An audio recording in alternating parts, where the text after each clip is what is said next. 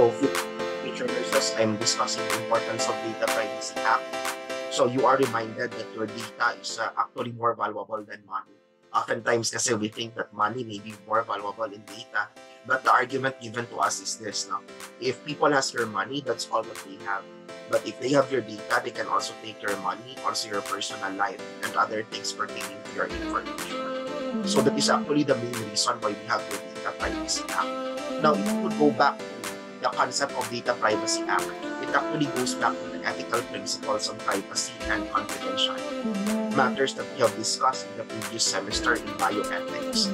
So just for you to be reminded, when I talk about privacy, privacy is about being private. No? The keyword there for privacy is the word private. And when I say privacy, private, it means that the role of the public is. So for example, I will say that my life right now is private. That means that my life is not accessible to everyone. Okay? It means that my life cannot be accessed by somebody. I value my privacy. I value my privacy here at home. I am not accessible for the public. As example of your privacy. So it means that it is the state when an individual is free from public interaction and interaction, and a condition where an individual is apart from public. So in other words, the keyword is private. That's why it's referred to as privacy. But when I talk about confidentiality, please take note, future nurses, that confidentiality primarily pertains to information. My confidentiality primarily pertains to information. So when I say information, it is the state where it is extended from someone to keep the information secret. For example, if I am your nurse, anything that you will be telling me should be private between us and could only be discussed with the doctor if the need arises. Okay, we have privileged communication, and I would want to maintain your confidentiality. Okay, another term for that is what we refer to as privileged communication. In other words, when we are talking about private matters as a patient and then as a nurse, that communication should be between us, and that should be disclosed to others. That would mean, guys, that entrusted information is told in confidence to someone that will keep this a secret from the reach of unauthorized people until the parties would agree to uncover the information. In ethics, I might have given the example about suicide. So if your patient would say that I am planning to commit suicide, as a nurse, you are obliged to inform other healthcare professionals and other relevant people also. But prior to informing other relevant people, you need to inform your patient. Okay, for example, you would say, sir, because of what you have told me, I would need to tell other healthcare professionals. This is to help you also. Okay? So that is still to maintain your trusting relationship. Because when I talk about confidentiality and confidence, it means that we develop a trusting relationship. Now, what's the difference between privacy and confidentiality?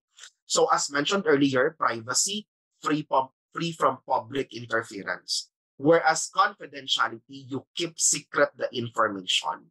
Okay, keyword is you keep secret the information.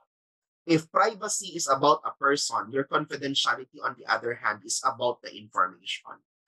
And privacy is restricting the public to access the personal details, whereas confidentiality protects the information. Okay, so if you would look at it, the main idea there that you need to remember is that privacy, person, confidentiality is information. And privacy is considered to be voluntary. No? It's for example, it is my will if I would want to go out of my home and then I would want to go on public. Okay, it's my desire if I would want to stay at home and then remain private. Okay, for a certain period of time. It is the choice of a person. Whereas when we talk about confidentiality, it is compulsory in our relationship. For example, in our relationship wherein you are my students, I am your teacher, we are bound by confidentiality, for example, in your grades and performance. I could not talk to anybody and then tell anybody, uy, this is the performance of student A. This is the score of student A when it comes to the quizzes. This is the score of student A when it comes to prelim exams. I could not divulge that to anybody else without your permission. Okay, because it is compulsory. Okay, it is compulsory. And privacy is considered to be a right. You have a right to privacy. Everybody has. It's a right that you can avail. And confidentiality is an agreement between two parties. Okay, it's an agreement between two parties. Now, if you would refer back to our reference text, there's a comparison between your privacy and confidentiality. So try to review this comparison so that you will be able to deeply internalize what's the difference between privacy and confidentiality. Now, you need to take note that usually they are used together and oftentimes they are also used interchangeably. No? Parang pinagpapalit-palit lang yung privacy at saka confidentiality when we are talking about it. However, please take note that we need to differentiate it. How we need to differentiate. Current board examinations are already differentiating between privacy and confidentiality. Now, why do we need to preserve privacy, confidentiality, anonymity in the healthcare setting? What would be the importance of that? So, one of the reasons is to ensure safe and compassionate nursing practice, ethical, moral, legal boundaries, and to ensure the protection and the identity of your patient, among others. If you would look at safe and compassionate care, now, take for example patients with HIV. Okay, if they get to be admitted in the hospital, because of the cultural taboo that we have on the HIV, okay, there are hospitals here in the country who would have them coded during admission. So for example, if patient A will be admitted, di ba kapag na-admit yung patient, nakalagay talaga yung pangalan sa chart. Nakapalagay sa chart, Juan de la Cruz. Halimbawa, that's the complete name of the patient. But if your patient has HIV, hospitals would already have mechanisms, for example, to label that person as PHAP 235. Okay? And that will be the identifier of the person for the entire admission in the hospital. Okay? It's a code. It's like a code. Before it is PLHIV, so PLHIV 232, for example, that's the code. And then, di ba, when we give medications, for example, you would ask for their name, di ba? You would ask them, please state your name. By the time that you will be stating their name, instead of saying, for example, I am Juan de la Cruz, they will be saying, I am PHAP 235. Okay? By law, they are already, it's already acceptable that they would identify themselves by code. Okay? That's one way for us to ensure that there's safe and compassionate nursing care, and at the same time protecting the privacy of our patient. And then another is, we would want to maintain patient's trust. So come to think of it, if you are the patient and then you would know that your information or your health information is published in the public, would you trust the hospital? Of course, the answer for that is no. Okay? So you would want to protect your privacy and confidentiality. And now be mindful. Be mindful. If you are dealing with the legal age, please do not think that all people would want to share their health status when it comes to their parents. Okay? Parents and even family members. And also be careful. If you are talking inside the room, ensure that you are with people whom the patients would want to share information with. For example, just think of this as an example.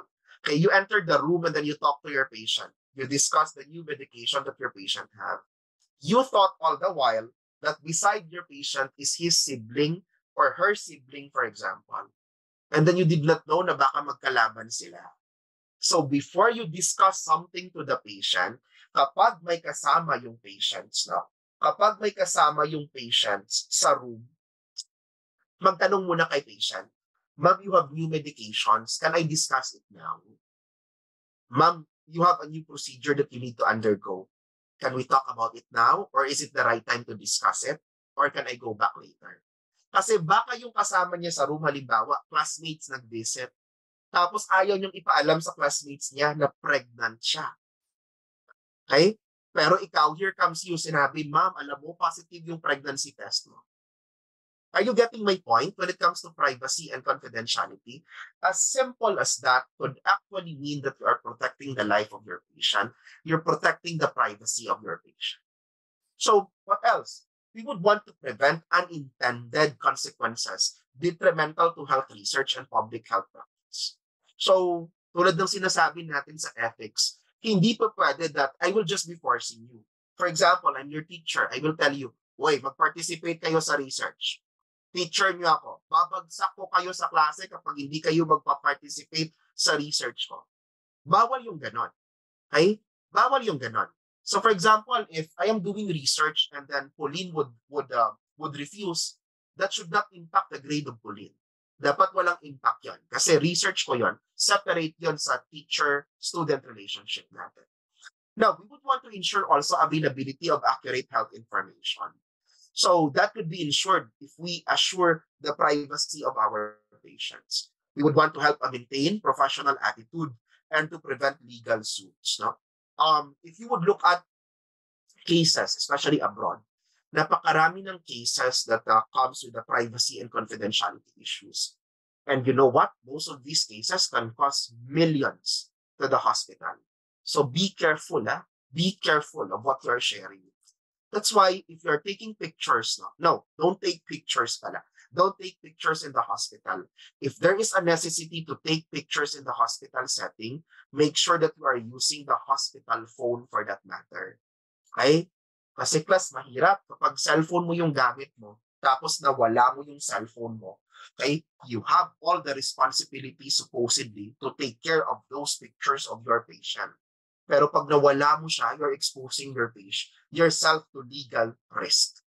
Legal risk. Take note, yung sinasabi ni Sir is legal risk.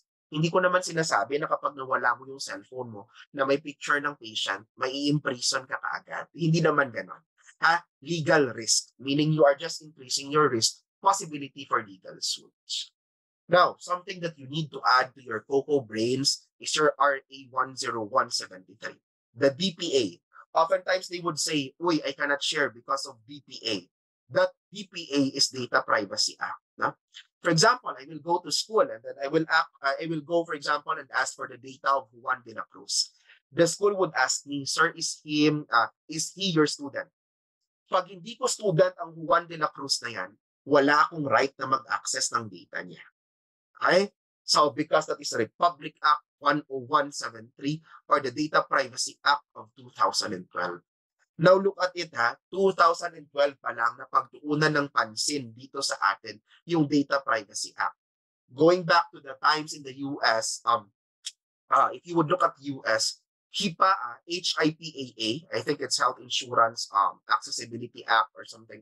It has been there for the long time. Okay, that is their Data Privacy Act equivalent for us. So, medyo matagal na sa kanila. In our case, 2012 pa lang, and then as of this time, by observation, we are still struggling on the implementation of your Data Privacy Act. But it's something that we need to know. So, we have our National Privacy Commission. Kapag may mga issues sa privacy, etc., you go to the National Privacy Commission, they will assist you. Pagkatapos, when it comes to NBI, the National Bureau of Investigation, they already have your cybercrime. You have your cybercrime division for your NBI or your National Bureau of Investigation. Now, what are the data privacy principles now? So, one part there says that the processing of data is allowed subject to the compliance of the requirement of the Act and other laws allowing disclosure of information to the public. So basically, ang sinasabi ng Data Privacy Act is this: I can collect data from you as long as that data is needed and as long as you know kung para sa ano yung data. Okay? Now, for example, I collected data from you, di ba? At the start of the semester, I would usually collect the data on the details of the students, pagkatapos yung details ng parents nyo, etc. Okay? I would inform you that the purpose of those data is to contact your parents in case the need would arise. Now, for example, kapag pinablish ko yung data, halimbawa nakita nyo sa Facebook ko, ginamit ko ang pangalan ng parent mo, tapos sinabi ko na bumibili siya ng mga lupa, pagkatapos sinabi ko na bumibili siya ng skin products na binibenta ko, that is already a violation of privacy. Because I only told you that your parents' contact information would only be used in case of emergency and in case na may kailangan akong i-refer about your school performance. If I use it beyond that, for example, tinawagan ko yung si parent mo, ma'am, ako po pala si Gilbert, ako po yung teacher ng anak nyo. Ma'am, nagbibenta po ako ng insurance. Ito po yung mga insurance na binibenta ko. Hindi pwede. Bawal yon sa Data Privacy Act. So we need to adhere to principles when you talk about Data Privacy Act. And these three principles are your TLP. You have your transparency, your legitimate purpose, and then your proportionality. Please remember them by heart. You have your transparency, your legitimate purpose, and then your proportionality. TLP. Again, transparency, legitimate purpose, at saka proportionality. Pag-usapan natin sila one by one. Ano po yung ibig sabihin ng transparency? Transparency, being aware. You need to be aware of the nature, purpose, and extent of the data that I am gathering from. Okay? Ano ba yung i-gather kong data? What's the nature of the data? So I will say it will be about your personal information. Your name, your age, your contact number. Anong purpose ko? Okay? And to what extent will I be gathering the data? You need to be informed by all of this before you can start filling up a certain form. Okay? Now, for example, bibili ka lang sa Tiangge. Okay? Bibili ka sa Tiangge ng, let's say, kamatis, onion, whatever you will be buying from the Tiangge. And then here comes the Tiangge, yung nagbabantay sa Tiangge. Pagkatapos tatanungin ka, ma'am, ano nga ba yung pangalan? Ano po yung address? Ano yung contact number? Saan po nag-aaral? Are those information needed by the Tiangge personnel? Is that information needed? Hindi. Hindi niya yun kailangan para makapag-release ng kamatis sa'yo. So that is a violation of data privacy. But if you will go to the hospital will collect your name, your age, your sex, your date of birth, okay, your address, and all other information. Does the hospital need that? Do we need that information in the hospital setting? Guys, kailangan ba natin ng ganong information in the hospital setting? So yes, no? We need that information. So for that reason, okay lang na i-collect siya.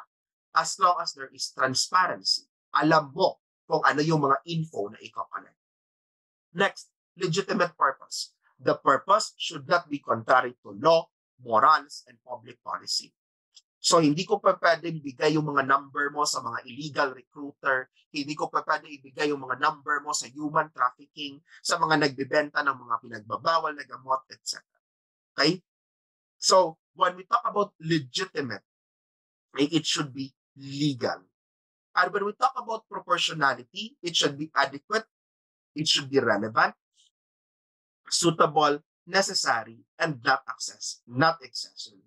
Personal data can only be processed for the purpose of processing could not reasonably be fulfilled by other means.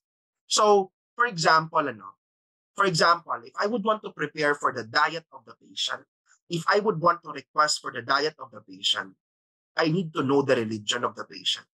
Because we have religions, di ba, na hindi kumakain ng mga pork, hindi kumakain ng mga hindi halal foods. So, we need to consider that. Pero for example, if I will be doing medication administration, do I need to ask for the religion of the patient?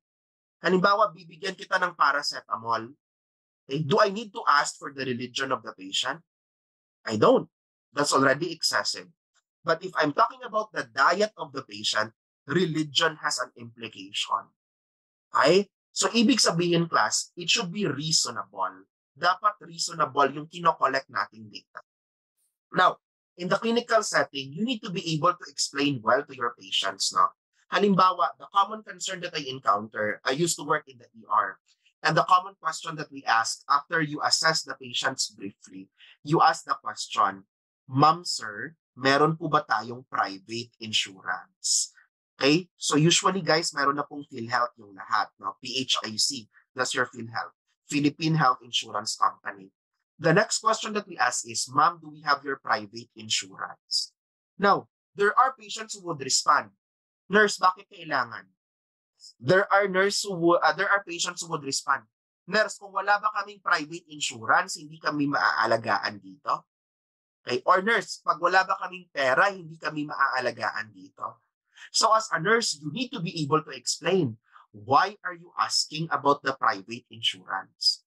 And guys, the reason for that is that there are physicians that are accredited in a private insurance, in few private insurances, but not accredited to others.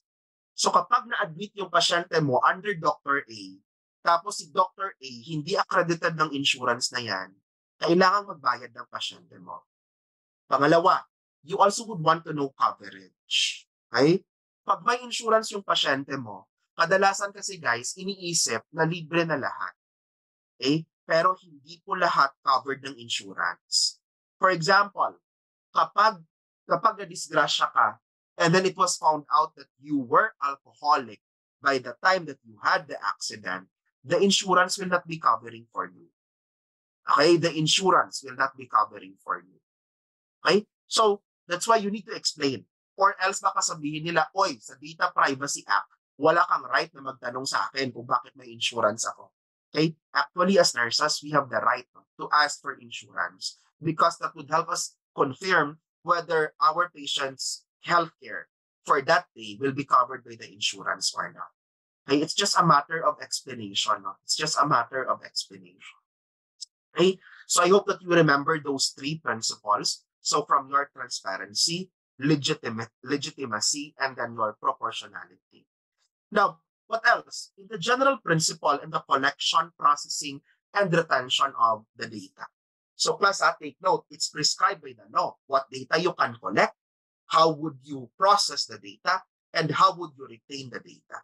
So again, the collection must be declared, specified, and for legitimate purpose. Okay? Then personal data should be processed fairly and lawfully, and then processing should ensure data quality. Pag sinabi nating processing ensure data quality, it means that dapat nasisigurado that by the time that the data is encoded in the computer, it's accurate. By the time the data is processed, it's also accurate. And then it should not be retained longer than necessary. Halimbawa, kapag ang kontrata mo or yung agreement nyo, 2 years lang isi-stay yung data, 2 years lang dapat. Beyond 2 years, dapat ma-destroy na yung data. Okay? Now, for example, in the hospital setting, the prescription for us in the hospital setting is this now. If you have your data, kasi nagsustor tayo ng data, obviously, di ba? Patient's charts. The patient's charts need to be kept for 10 years. Okay? Policy. DOH, Records Department, 10 years dapat. Except kapag medico-legal siya. Ibig sabihin kapag mga gunshot cases, kapag pinatay siya, or kapag na-aksidente siya, those are medico-legal cases, you need to keep the chart. I mean, the Medical Records Department need to keep the chart for 25 years. Sir, anong nangyayari after 10 years, after 25 years? The charts needs to be disposed. And when you dispose, hindi siya class pwede na sabihin na, ay, okay, 10 years na, sige, isa-isa itapon sa basurahan. Hindi pwede. Okay? Why? No? If you would look at it, after a week, kapag tinapon mo yan sa basurahan, baka napulot kung saan-saan, tapos later, ma-discover class, it already covers your dried fish, yung mga tabagak nyo, yung mga pinakas ninyo, baka ginawa ng pang-cover, no? Ng mga dried goods natin. Okay? So, when we talk about disposal of the data, you know what? There should be a policy on that. No? May policy kayo sa hospital. So, ano po yung ginagawa namin? Dapat i-accompany ng medical records officer yung mga charts na i-dispose. Tapos, kailangang sunugin silang lahat. Or kapag hindi sila susunugin, isi-shred. Pagkatapos, i-mix with water or other solution to ensure that the details there would not be readable if ever you would want to recycle the paper. Pero dapat ma-witness ng hospital personnel, ng medical records personnel, that these charts are disposed properly. So hindi siya pwede na, sige, tapon mo lang dyan, okay na yan. There should be a proper disposal system when it comes to that. Okay? Now, bakit 25 years yung mga medical legal cases? Because it might still be required by court. It's still be required by court. Now, under this law also, it prescribes how to organize, including the physical and the technical security of the data that you are collecting from your patients. And because of that, you are all encouraged that we should have compliance officers, data protection policies, records of processing activities, management of human resources, and processing of personal data. Now, let's look at the records of processing activities. Let's say, for example, tayo'y nurse, no? Nurse na kayo halimbawa in one hospital. And then the doctor requested for the chart of the patient. Ganyan kasi, halimbawa, patient A was admitted last year. Pagkatapos, na-admit siya ulit for today's video. Tapos magre-request yung doktor, sasabihin ng doktor, gusto ko makita yung chart last year because I would want to review kung anong nangyari sa pasyente. Now, you as a nurse will be facilitating the chart, the retrieval of the chart.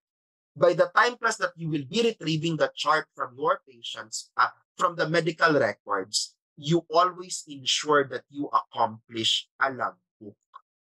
Para kapag hahanapin yung chart ni Juan de la Cruz, pwede siyang matrace ay nang doon sa nurse's station kasi kailanganin siya for patient care right now. Okay?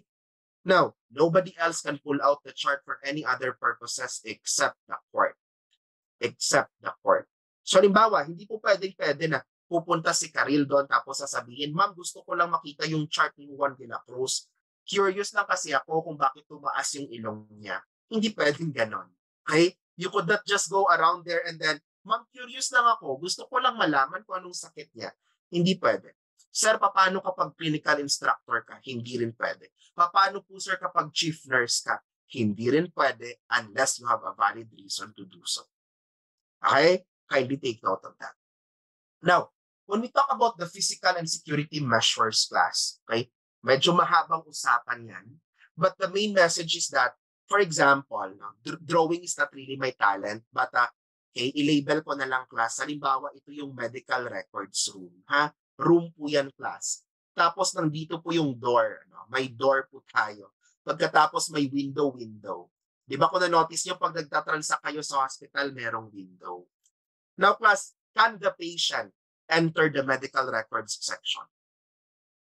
Pwede bang pumasok yung pasyente sa medical records section? Hindi. Okay? Sir, magre-request siya ng medical certificate. Plus, your medical certificate is taken from the medical records section. Pwede po ba siyang pumasok? Hindi pa rin. Okay? Now, saan po si patient pwedeng mag-transact? Dito lang sa window siya magta-transact. Because your data privacy measures tells you that the workstation should only be accessible. It shall provide privacy and it should not be easily accessible to the public. Ha? Ano pong ibig sabihin? Kapag papasok po kasi si patient dito, may mga ibang data ng ibang pasyente na pwede niyang makita, which will affect the privacy of other patients. Okay? Now, when the room class is also arranged, pag na-arrange po yung room, halimbawa, di ba sabi ko nandiyan yung door. Okay, that's the one labeled door. Okay, where do you think is the best place to place my medical records? Is it on point A or on point B? Saan ko dapat ilalagay yung mga chart ng mga pasyente ko kapag nasa medical records ako? Sa point A or sa point B? Let me see your responses through chat. Saan po nga ba best na ilagay yung charts ng ibang pasyente? Sa point A or sa point B? Sige na, responses through chat, please.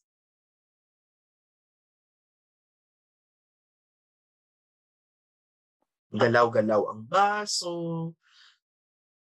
Saan po natin best i-keep yung records nila? Sa point A or sa point B? Okay? So class, yeah, you're correct, no? You're correct. Point B.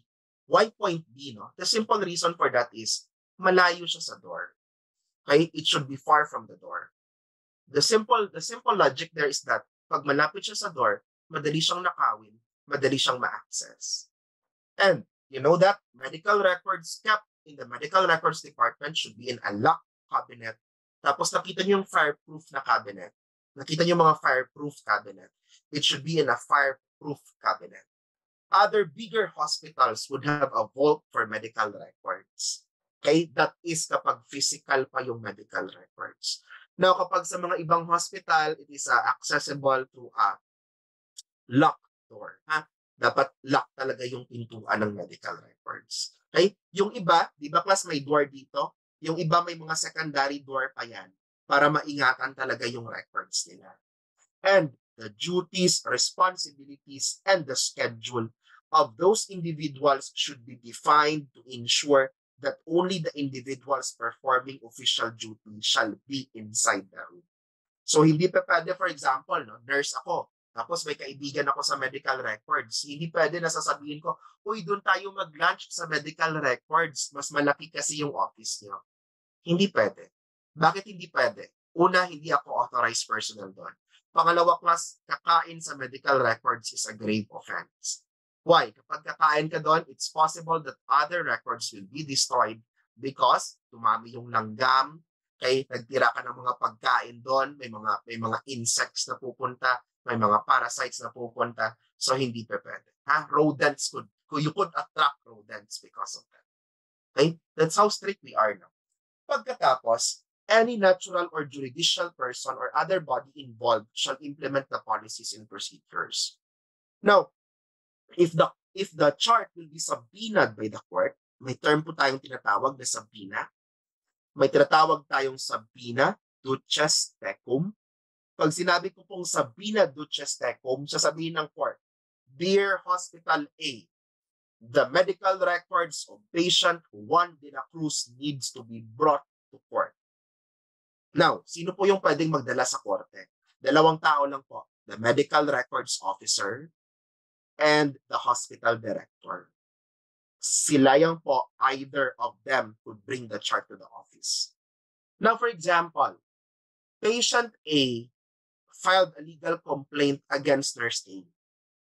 Tapos, sabi ng korte, kailangang dalhin ang chart. Okay? Nurse A, in order to defend daw nurse A, kailangang makita yung chart. Class, pwede ba na si nurse A yung kukuha ng chart sa hospital, tapos si nurse A din yung magdadala ng chart sa korte? Pwede ba? To defend herself. To defend herself. Can she do that? No. Okay? Or else, class, the chart will not be valid already. Bakit? Siya kasi yung nasa kaso, di ba? Kapag siya yung nasa kaso, baka inalter niya yung chart bago niya dalhin sa korte. And other than that, as I have mentioned, only the medical records officer and the hospital director could bring the chart forth. Then, class, there should be a proper policy and procedure to destroy the files as I have discussed earlier. Okay? And dapat, class, no? Dapat malayo po siya sa natural disasters. That being said, where is the best place to have your medical records office situated? Sa ground floor, sa basement, or sa third floor ng hospital? Halimbawa, yun yung choices mo. Saan best ilagay yung medical records office natin? Sa basement, sa ground floor, or sa third floor? Okay, mag-isip-isip. Sagot on chat, please.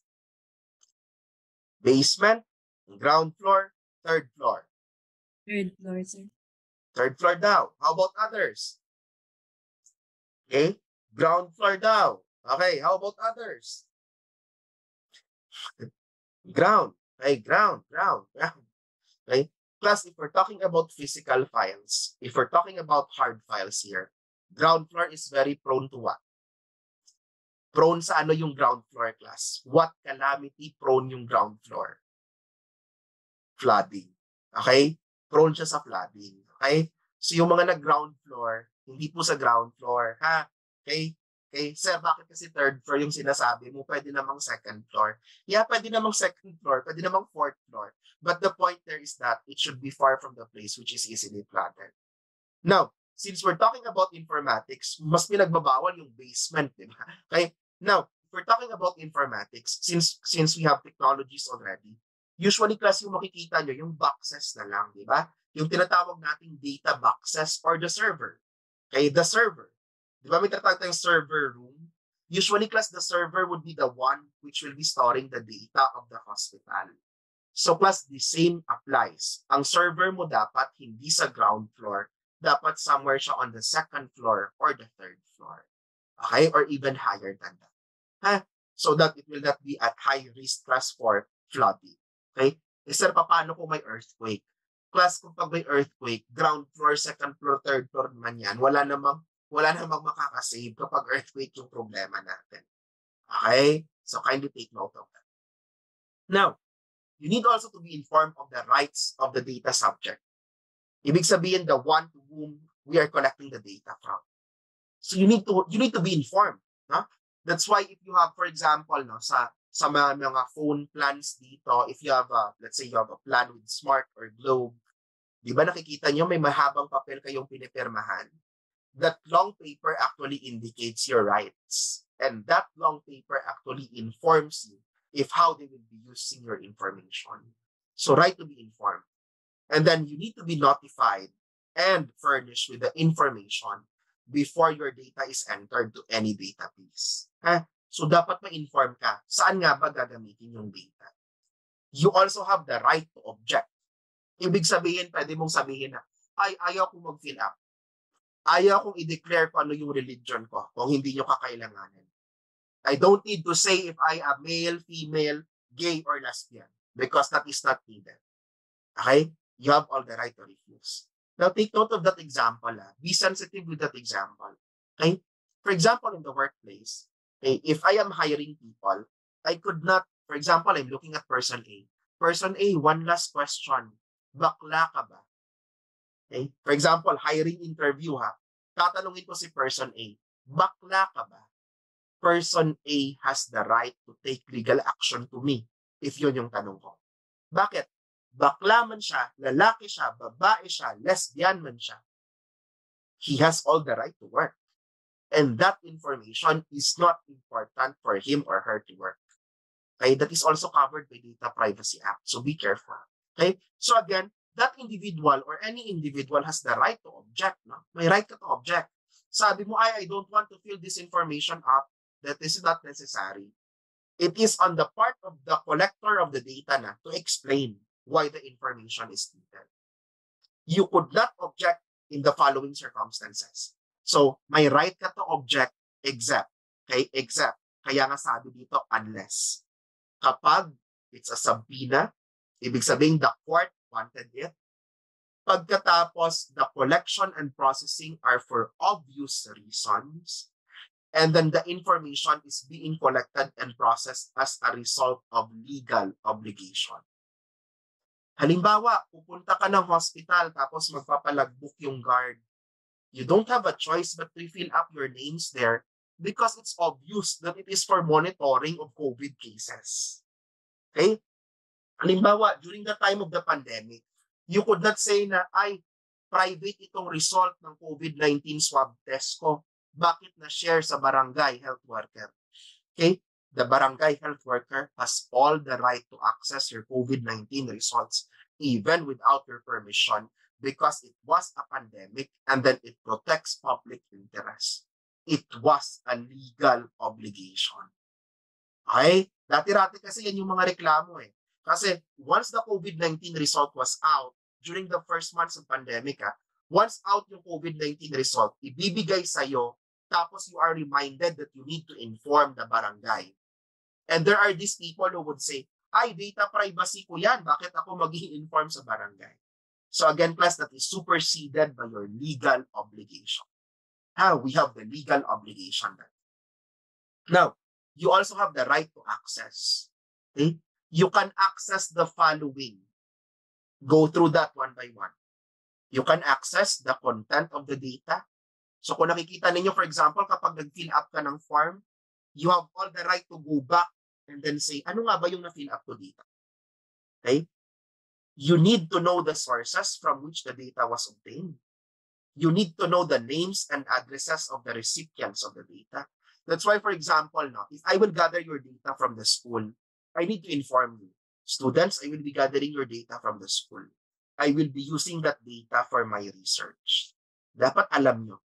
Okay? Pagkatapos, if others will be accessing it, I will inform you. Students, the statistician will also access your data so that he can compute for the statistics. Okay? You need to know the manner it is being processed, the reasons for the disclosure, the information on the automated processes, the date when his or personal data were last accessed, and then the designation of the personal information controller. Okay, you need to know all of those. And you have the right to rectify. For example, I collected data, tapos pinakita ko sa'yo. Tapos sinabi mo, oy sir, mali yung data ko. you have the right to rectify and to correct the data. Okay? Halimbawa, nasulat doon, no? Nasulat. Or for example, nasulat mo dati, yung religion mo is religion A. Tapos here comes you on the next addition, nag-iba ka na ng religion. Halimbawa, naging religion B. You have all the right to rectify and correct the data. But if the personal data has been corrected, the personal information controller shall ensure the accessibility of both the new and retracted information. Okay? Ibig sabihin, class, no? For example, a very good example of this is your birth certificate. Okay? Halimbawa, class, in the birth certificate, for example, in my birth certificate, example lang to pala. Kapag ang spelling ng pangalan ko sa birth certificate, Gilbert as I. Pero in my entire life, okay, I have been using Helbert. So class, magko-correction yan. I will process with the PSA. Okay, there are a lot of things that you need to process. May mga affidavit ka na dapat i-accomplish, dapat i-affirm sa harap ng abogado na si Gilbert at saka si Gilbert na magkaparehong tao lang yan. Okay, kakilala ako bilang Gilbert mula nung ako'y sanggol hanggang sa itong edad, things like that. By the time class that the correction is done, we do not crash this out. No? We do not crash this out. Hindi po ganyan mag-correct. Hindi din po pwede na kapag ito po yung birth certificate ko, kasi i-correct na siya, lalagyan ko lang ng linyang ganito para maging Gilbert siya. Hindi po ganon mag-correct. Okay? Why? You need to be able to access the new and retracted or corrected information. So ano pong ginagawa? Kapag ito po yung birth certificate mo, ito po yung papel ng birth certificate mo, di ba class dito yan nakasulat yung name mo? Okay, dyan yan malapit. Pero class, the notation that a correction was done will be written here on the side. Okay? The notation that a correction was done is written here on the side. So ano nakasulat dyan?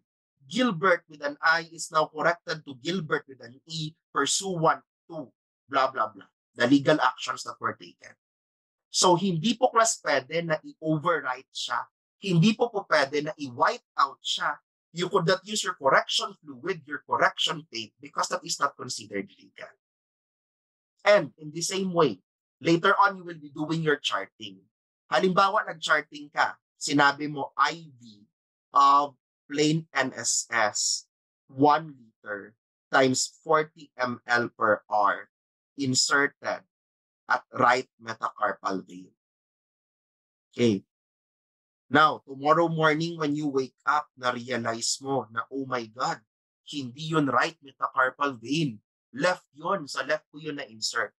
Pagkatapos, pagka-verify mo, sa left talaga na-insert. Now, question, anong gagawin ko? A, kukuha ko ng correction fluid. Pagkatapos, iwa-white out ko yan, papalitan ng left. B, pupunta ako sa abogado. Letter C, I will draw one line. Pagkatapos, I will write the corrected entry above along with my initials. D, wala akong gagawin. What do you think is the best way to correct your entry, students? C, sir. Okay, very good. Huh? So the best way for you to do that is letter C. Okay? So class, wag mo ding ganyanin. Hindi pwede yan. Okay? May mga pinagbabawal na technique pa yan sa hospital. Yung iba anong ginagawa, kumukuha ng konting tape, ng scotch tape, pagkatapos slowly gaganyanin sa papel para ma-remove yung upper part ng paper. Don't do that. You are tampering the records if you are doing that. Okay? Eh sir, paano yan? Makikita na nagkamali ako. It's okay. You have corrected your error. Rather than you will be doing this, rather than you will be doing the correction fluid, you are tampering the document. Okay? That's tampering the document. And that is not allowed. Okay? So kindly take note of that. Next right is that you have the right to erasure or blocking. That I already touched na. So, if, paano po natin ipa-erase or ipa-block yung data? Kapag incomplete, outdated, false, or unlawfully obtained siya. Halimbawa, nakita ko sa Facebook, may nagpapanggap, pangalan ko, tapos may picture ko. Eh alam ko, hindi ko account yan. I could report to Facebook that that data is unlawfully obtained. Okay? Unlawful obtaining of the data, and the Facebook would be obliged to act on it to delete that account if ever they have proven that indeed that is unlawful account. Pagkatapos, halimbawa, nakita ko yung name ko na publish sa Google. Plus, make this a habit. Try to check your names in Google. Try to check your names in Google, your complete name. Try to do a search. Pagkatapos nakita mo, nakapost, Taekwondo expert, pangalan mo, hindi ka naman talaga Taekwondo, no? Ginamit lang yung name mo for advertisement. You can have that data erased or blocked. Or halimbawa, kasi maganda daw yung face mo, tapos ginamit, kay whitening product, users, nakalagay pangalan mo. And then you did not know about it, you can have that data removed or blocked. Are you getting my point? So the personal data, if the personal data is also no longer necessary, you can also have it removed. Okay? Then if the data is concerning private information, the process is unlawful, and then the personal information officer has violated your rights, you can request for the deletion of the data. Okay? Now, how can we avoid data breach as registered nurses? No? Do not share information about the patient to the outsider. Ang palaging example namin dito is that kahit nasa elevator ka, do not talk about the patient. Okay? Alam mo yung mga marites mode minsan, di ba? Sasabihin, uy, alam mo, may patient ako sa room 201. Huwag na natin sabihin yung name kasi nasa elevator tayo. Alam mo, may HIV siya. O, di mo alam yung kasama mo dyan, baka pasyente niya, baka folks niya, baka kapamilya niya. You did not mention the name, but you still gave an idea for the identifier. Okay? Now, if you are unsure if you can disclose the information or not, talk to your data protection officer and then know the privacy manual of your hospital without fail. Then, other than that, okay, you never seek information about a patient for whom you are not providing care. Ganito lang yan, nurses. Kahit boyfriend mo, girlfriend mo, pamilya mo, halimbawa, na-admit in the hospital, you are a family member there. Okay?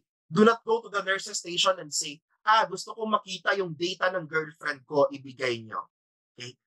Una, boyfriend ka pa lang, ha? Hindi ka legal husband or legal wife. Okay? So wala kang right. Pangalawa, guys, kahit personnel ka dyan, respect privacy and confidentiality. For example, kapitbahay mo na-admit sa Department B. Okay? Nagtatrabaho ka sa Department A. Huwag ka nang tumawag sa Department B tapos sabihin, uy, anong nangyayari dyan? Kamusta si patient? Rinig ko daw na aksidente. Maraming nagtatanong sa barangay kung anong nangyari sa kanya. Never seek information about a patient whom you are not providing care for. Then always maintain your patient's information confidential, and you need to get consent in obtaining information as well as taking photograph. Okay? So, in ethics, I have given the example na, halimbawa, rape victims, no? To document what happened to them, you need to acquire pictures. Pero pag sinabi kong class na pictures of rape victims, okay, let us not include pictures. Huwag po tayong mag-pictures na nawala yung consent ng pasyente. Dapat may consent po talaga ng patient natin. Okay? That's one important thing that we need to remember. Now, allow me to go over the netiquette rules and guidelines briefly. Bakit briefly? Kasi palagi naman to natin ginagawa and you are reminded on this. But if you have questions, feel free to communicate your questions. Okay? Netiquette is the code of good behavior in the internet. Okay? Email, social media, online chat, web forum, website comments. Basically, class, lahat na nandyan sa internet. So, don't tell me, and then, pag sinabi ko, halimbawa, no, pag pinuna ko yung, if I called your attention and then told you, Miss, I noticed that your post is somehow bastos. Please don't go to me and tell me, sir, I have the right and the freedom of speech. Okay? Yes, you have the freedom of speech, pero what are we being reminded of? In every right that our Constitution gives us, we have in every right, guys, we have sige na, ano yung common reminder sa atin? We have a responsibility. Thank you, Francis. So we have a responsibility. Okay? Now, avoid posting inflammatory or offensive comments online. What you refer to as flaming. Sir, kabit kasi siya. Ako yung legal, kabit siya. Huwag kang mag-post online. Take legal action. Pag nag-post ka online class, baka ma-shook ka. Baka yung kabit pa yung manalo sa kaso at hindi ikaw na legal wife. Okay? Baka ikaw na legal wife, yung kaso mo is about the kabit. Si kabit, nakasuhan ka about Data Privacy Act. Okay? So do not post online, do not rant online about that. Next, respect others' privacy by not sharing their photos. Plus, when you're taking photos in the public, have the respect not to include the person at the back of your target. Okay? Kasi kayo naman kasi minsan, no? Sir, may gwapo kasi sa likod. Okay? So, yung tendency, sir, pipicturean ko yung kaibigan ko, pero yung target, yung gwapo sa likod. Huwag ganun. Okay? And then, for example, if we're talking about, for example, if the pictures are owned by Trixie, do not publicize the pictures unless Trixie has given you the permission to do so. Okay? Hindi po pwedeng ganun. Next, never spam others by sending large amount of unsolicited email. Halimbawa, hindi nagre-reply sa'yo si Carl, tapos sabihin mo, sige nga, i-flag natin ang email. Huwag ganun. That's not etiquette. Show sportsmanship when playing games, win or lose, man. Then don't troll people in web forums or website comments by repeatedly nagging or annoying them. Okay? Huwag nyo silang ina-annoy online. That's not how we deal with it. Then, stick to the topic when posting in online forums. Halimbawa, class, may mga professional social media pages na kasi. So, hindi po pa pwede, guys, na for example, professional page yan. Pagkatapos, yung gagawin mo is ibabash mo yung ibang tao dyan.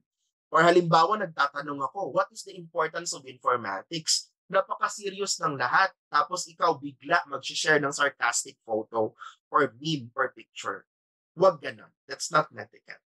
Then don't swear or use offensive language. Here comes yun naman sasabihin, sir, Facebook page ko to, Twitter ko to.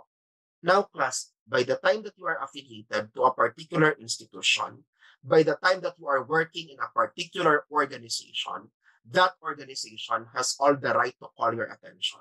Bakit? Halimbawa, you swear online. Sinabi mo, asterisk, asterisk. Okay? Kung ano mang asterisk word na pumapasok sa isip niyo. Halimbawa, nagpura ka. Okay? Sinabi mo, napaka-blank naman itong patient na to. You did not mention any name. Pero pag open ng Facebook mo, nakita that you are working in Hospital A, anong iisipin ng publiko? Nurses in Hospital A are bastos. Nurses in Hospital A could not tolerate their patients. So do not tell me, guys, na sir, right ko naman mag-rant. Yes, right mo mag-rant. Pero you have a responsibility as a nurse to your patients. As a nurse, you are taught that you don't take what your patients tell you personally. Diba? Sinasabi sa inyo, guys, may problema yung pasyente mo. Don't take it personally. If you will put it in your Facebook, you are actually placing yourself at risk and your hospital at risk. Then, avoid replying negative comments with negative comments. Halimbawa, pag sinabi, uy, pagkapangit ng picture mo, okay, huwag mo ning sabihin na ikaw nga mukhang kabayo. Okay? Huwag nyo nang patulan. Huwag nyo nang patulan. Break the cycle, okay, with a positive post. So mag-post ka daw ng Bible verse. Okay? No, in that case, anong gagawin nyo? It's better for you to keep silent about it. Okay? And then you try to talk to that individual in private. If someone asks a question and you know the answer, you also try to help. And then you thank others who help you online. And that's very common. Then no yelling. So, ibig sabihin, huwag all caps kapag nag-chat, kapag nagpo-post. And then sarcasm can backfire. So, be polite and directive when you are dealing with individuals. Then, don't abuse the chat box. Don't abuse the chat box. Ibig sabihin, it does not mean that since my chat box, anytime mag-chat, anytime mag-flag. So, you need to keep it to the professional level if the chat is intended for professional level. Then, try to attempt to find your own answer. Okay? Hindi po lahat tinatanong natin online. It is part of the etiquette that you utilize the social media, you utilize the internet, okay? And then you utilize anong tawag natin dyan? You utilize Google, for example, or search engine to look for the answers that you need. And then set a respectful tone when you are communicating. And grammar check. Grammar check. Okay, huwag kalimutan mag-check yung grammar. Nakakahiya kapag yung post natin, wrong grammar. And then if ever wrong yung grammar mo, and late mo na discover, have that responsibility to check or to correct your entry also. Then, if we're talking about files, online files, you submit the files right away. Huwag yun nang i-delete. And submit the files also the right way. Submit the files right away and then the right way. So, ano pong ibig sabihin natin dyan? Kapag kailangan yung files today, submit mo today. Pagkatapos, kapag may instruction na dapat yung file name ganito, you follow the file name. Because that helps the receiver organize also the files that are to be used. And then you read first, you read through each of the previous discussion before you respond, and then you need to think before you type, then you need to be kind and professional. Okay? So those are the important things that you need to remember for etiquette. I will be discussing the recommendations for social media use in the hospitals and healthcare facility in future opportunities.